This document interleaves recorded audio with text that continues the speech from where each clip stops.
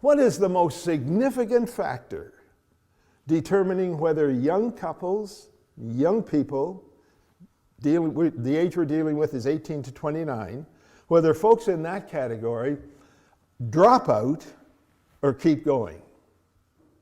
The most significant factor is their parents. There's lots of research to demonstrate that the parents are more significant than the church.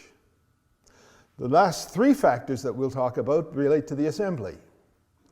The first factor relates to the parents.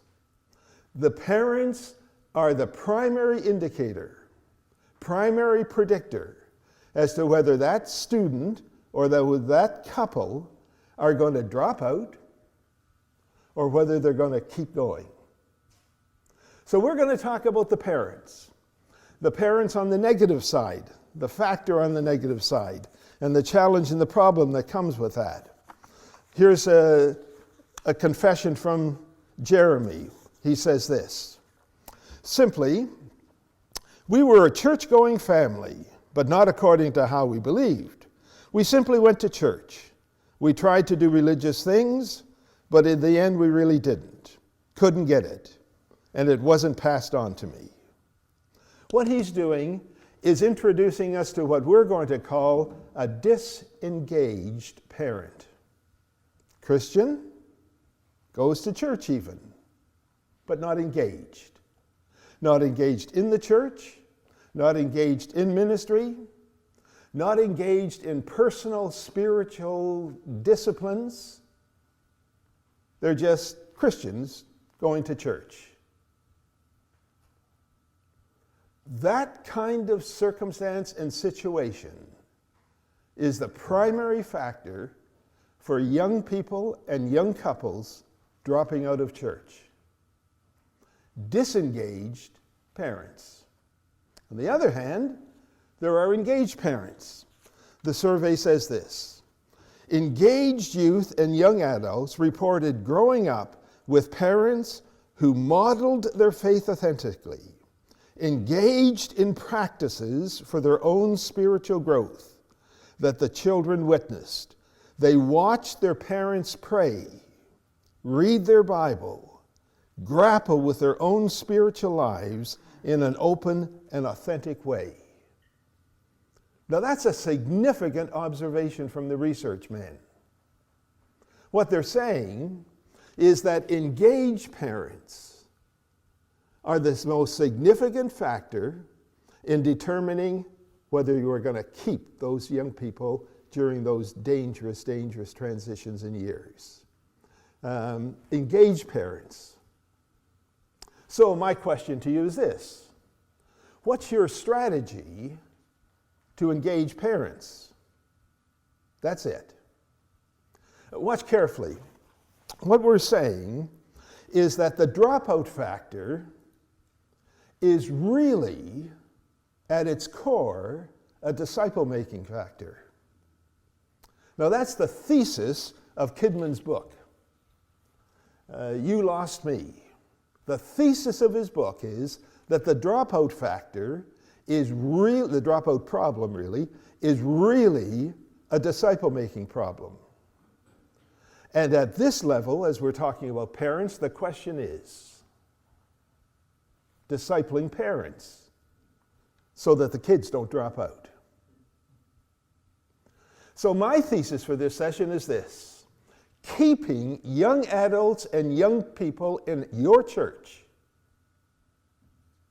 depends upon discipling their parents. So you have youth workers in the church working with the youth. What do you do for the parents of those youth? What's your strategy? What's your plan for dealing with the parents of the youth? Who's in charge of it? What's their schedule? What's the strategic plan that you've laid down? Well, there are lots of directions we should go with this, but I'm going to go with just one to give you a heads up and to get you on the run for your discussion group. James Dobson asks an interesting question. He says, if you had just one sentence of advice to offer parents, what would it be? I'd encourage them to drench their minds with Deuteronomy chapter 6, verses 4 through 9. I really think it's the essence of what family life is all about. Now, what's Deuteronomy chapter 6? Well, of course, you know what Deuteronomy chapter 6 is. That's the instruction that's given to parents. No, it's instruction that's given to people who want to become good parents. Have you ever noticed that Deuteronomy chapter 6, verses 4, 5, and 6 talk about the spiritual life of the parent? Then you come to verse 7, and they say, yeah, now, by the way, now you're ready to teach and to talk to your kids. It's interesting that before that's laid on the parent, there are 3 values that are to be identified. Hear, O Israel, the Lord your God is one. Now, we oftentimes use that as an argument for the unity of the Godhead, but that's not what the text is saying. The meaning of that text is simply this. It's the exclusiveness of Yahweh as their God. They're living in a community that has all kinds of gods. And what Moses is saying is, Yahweh is your God. You have one God. In a culture where there are all kinds of gods in their idolatry, Yahweh is your God. It's the exclusiveness of Yahweh as your God. Parents aren't ready for parenting until that's established.